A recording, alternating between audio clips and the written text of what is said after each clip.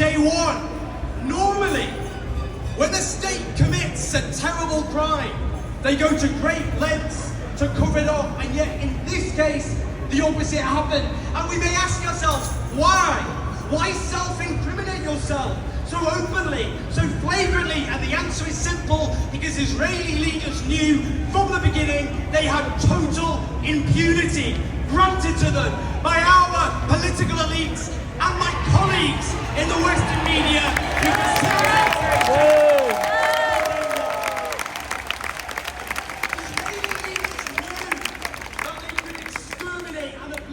with abandon. They knew they could destroy hospitals, schools, they could murder frightened children, and they could bury screaming babies in rubble. They could torture, they could rape, and they could starve an entire people and get away with it, and my goodness were they correct.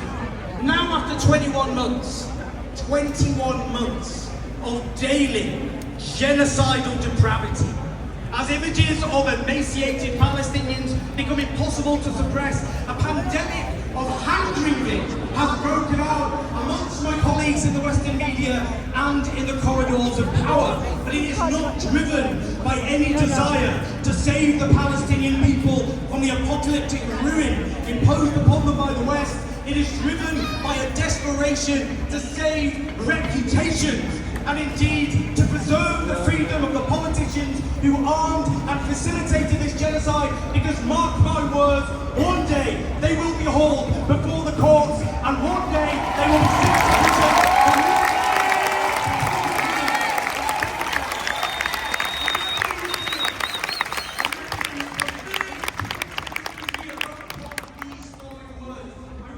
As the calamity of Israel's onslaught against Gaza becomes apparent, those who cheered on will panic about reputational damage, and please, their earlier ignorance, do not let them get away with it this time. And friends, we're not going to let them get away with it, because a reckoning is coming. A reckoning is coming.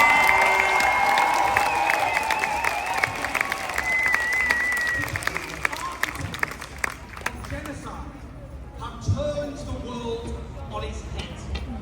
They have built a world where 83-year-old retired vicars called Sue are considered by the law dangerous terrorists who are a menace to the society because they oppose the extermination of children, whilst at the same time politicians who armed the mass extermination of tens of thousands of civilians are treated as respectable statesmen. But friends, you can only turn reality on its head for so long. And those who are opponents of genocide, who end up being jailed, they will know, as they stare at their prison ceilings, they will have the comfort of knowing that they stood against a genocide, whilst those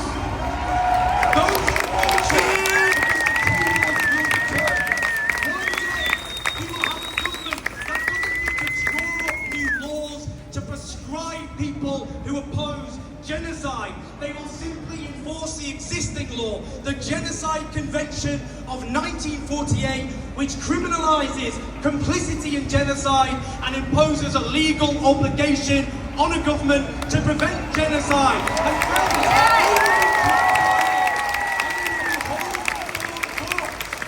when they are staring at prison ceilings, they will have no such comfort.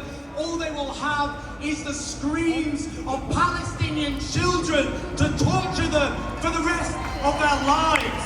Friends, accountability is coming. Justice will come.